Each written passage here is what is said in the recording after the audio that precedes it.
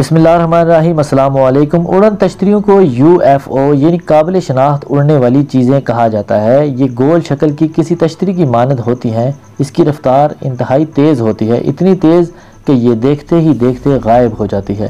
اڑن تشتری aluminium یا plastic یا اس جیسی کسی جدید قسم کی دھات سے بنی ہوتی ہے۔ اغوا کیے گئے لوگوں کے مطابق اس کی رفتار اتنی تیز ہوتی ہے کہ اس میں بیٹھنے کے بعد یوں لگتا ہے جیسے زمین لپٹتی جا رہی ہے۔ یہ حجم میں چھوٹی اور بڑی ہونے کی عجیب و غریب اور سمجھ میں نہ آنے والی صلاحیت رکھتی ہے، یعنی ایک ہی اڑن تشتری بیک وقت اپنا حجم بالکل چھوٹا اور اتنا بڑا کر سکتی ہے کہ اپنی آنکھوں پر شک ہونے لگے اور دیکھنے والے بے ہوش ہو جائیں۔ یہ خود بھی جب چاہے انسانی نظروں سے غائب ہو جاتی ہے، نیز دوسری کسی بھی چیز کو لوگوں کی نظروں سے غائب کرنے کی صلاحیت رکھتی ہے۔ فضا میں ایک ہی جگہ دیر تک کھڑی رہ سکتی ہے۔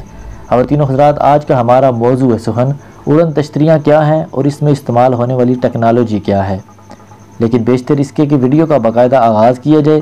اپنے نئے دیکھنے اور سننے والوں سے گزارش کریں گے کہ ریڈ بٹن کو کلک کر کے اور بیل آئیکن کو پریس کر کے داستان گو کے سبسکرائبر بننا مت بھولیے تاکہ ایسی انفارمیٹیو ویڈیوز آپ کو ہر وقت اور بر وقت ملتی رہیں۔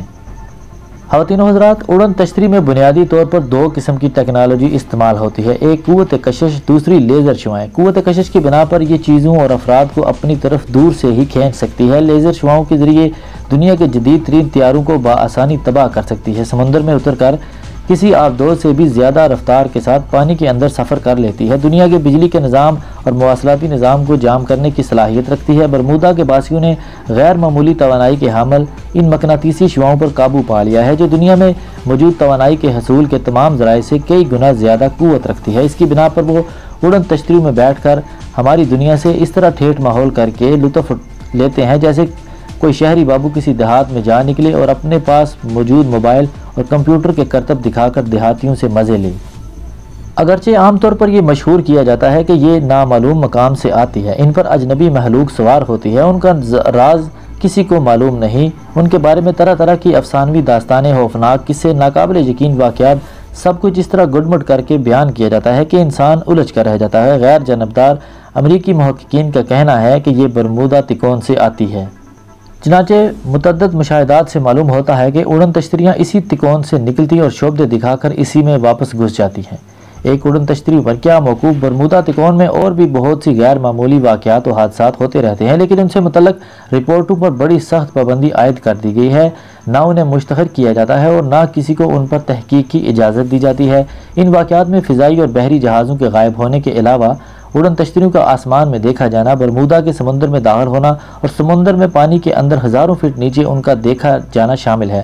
1963 میں پیوٹو کے مشرقی ساحل پر امریکی بحریہ نے اپنی مشقوں کے دوران ایک اڑن تشتری دیکھی تھی جس کی رفتار 200 ناٹ تھی اور وہ سمندر کے نیچے 27,000 فٹ گہرائی میں سفر کر رہی تھی، لیکن اس رپورٹ کو بھی سختی سے دبا دیا گیا تھا اور ڈسپلن کے بعد فوجیوں کو حکم دیا گیا تھا کہ وہ اس موضوع پر بات نہ کریں گے۔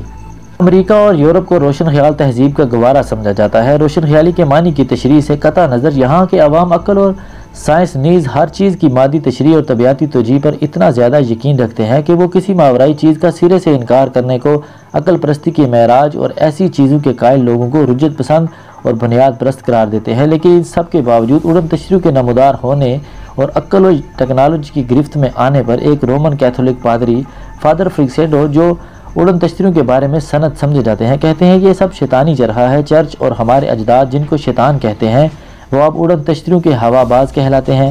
اڑن تشتریوں کے شاہدین ان کی پرواز کے وقت اکثر سلفر کی بو محسوس کرتے ہیں، یہ شیطان کو مارے جانے والے گندک کے پتھروں کی بو ہے۔ فادر فکسیڈو کے کچھ اور بھی نظریات ہیں۔ ان کا کہنا ہے جب یہ اڑن تشتریاں کیریبین سمندر پر ظاہر ہوئیں تب سے مقامی طور پر معجزات کا ظہور ہوتا رہا ہے، مثلاً گرجا گھر کے مجسمے رونے لگتے یا ان کے منہ سے خون بہنے لگتا، تصویریں روشن ہو جاتی، چرچ کے ٹاور سے روشنی کی کرنیں نکلنے لگتی، انفرادی طور پر دائمی مریض صحت مند ہو جاتے۔ یہ ہے عیسائی حضرات کے مذہبی رہنمائی کی وہ رہنمائی جس سے معاملہ سلجھنے کی بجائے اور الجھ جاتا ہے۔ خواتین و حضرات، آج سے کچھ عرصہ پہلے 19 اگست 2000 بروز اتوار کی رات ڈیرہ غازی خان ایک UFO یعنی اڑن تشتری یا فلائنگ سارس دیکھی گئی۔ 2 ہفتے بعد یہ یورینیم سے مالا مال علاقے میں दूसरी दफ़ा नजर आई। डेली डॉन अखबार के मुताबिक ये उड़न तश्तरी मगरब की जानिब से आई और राकी गंज के ऊपर से उड़ती हुई ज़मीन की तरफ उतर गई। इसके अलावा 8 अक्टूबर 2008 शाम को 8:05 पर लाहौर में उड़न तश्तरी देखने का दावा किया गया। देखने वाले के बकौल ये वी शेप में मशरक़ की जानिब जा रही थी। जनवरी 1998 में रावलपिंडी के एक शख्स ने भी बताया कि वो उसके दोस्त सुबह फजर से पहले अपनी छत पर उस वक़्त थे जब उन्होंने आसमान पर ऐसी रोशनियां देखी जिनकी शक्लें बार बार तब्दील हो रही थी। उनके बकौल ये उड़न तश्तरियां ही थी, क्योंकि ऐसी रोशनियां किसी और चीज़ की नहीं हो सकती। अब वो शख्स रावलपिंडी में Microsoft institute of education and technology के नेटवर्क का एडमिनिस्ट्रेटर था। इसका साइंटिफिक माइंड था। इस बारे में कई बार तहकीकात की गई मगर रिपोर्ट मंजर आम पर नहीं आई। तमाम रिपोर्ट्स फाइलों में बंद होकर रह गई। किसी ने इस बारे में तहकीक की तो वो जान से हाथ धो बैठा, लेकिन जब ये वाइट हाउस में मनाजर देखने को मिले तो सब ने ये कहा कि किसी और सियारे की महलूक यहाँ पिकनिक मनाने आ जाती है। उड़न तश्तरी के बारे में जो सब लोग बचपन से जानते हैं, इस बारे में सब बच्चे अभी तक यही समझ रहे हैं कि ये परियों की कहानी की तरह है, लेकिन हकीकत कुछ और है। कहीं ना कहीं इसकी तारें भी आलमी ताकतों से मिलती हैं। इसके हकायक इसलिए छुपाए जा रहे हैं कि आवाम के अंदर एक पैनिक का माहौल बन जाएगा, इसलिए हकायक मुकम्मल पसे पर्दा डाले जा रहे हैं।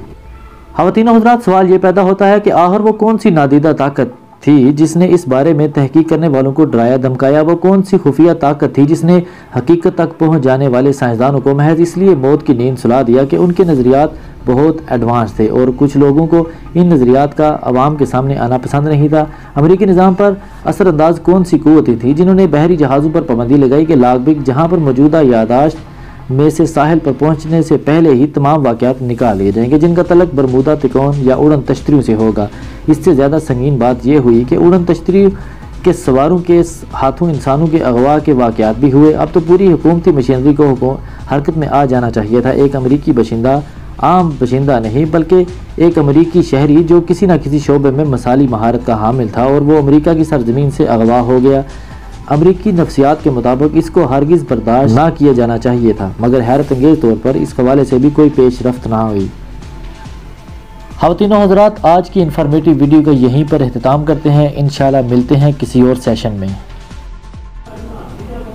उम्मीद करते हैं दास्तान गो का ये सेशन आपको पसंद आया होगा। पसंद आने की सूरत में इसे लाइक करके फेसबुक और व्हाट्सएप पर ज़रूर शेयर कर दें और जाते जाते रेड बटन को क्लिक करके और बेल आइकन को प्रेस करके दास्तान गो के सब्सक्राइबर बनना मत भूलिए, ताकि ऐसी इन्फॉर्मेटिव वीडियोस आपको हर वक्त और बर वक्त मिलती रहें। अपना और अपने इर्द गिर्द के लोगों का ख्याल रखिए।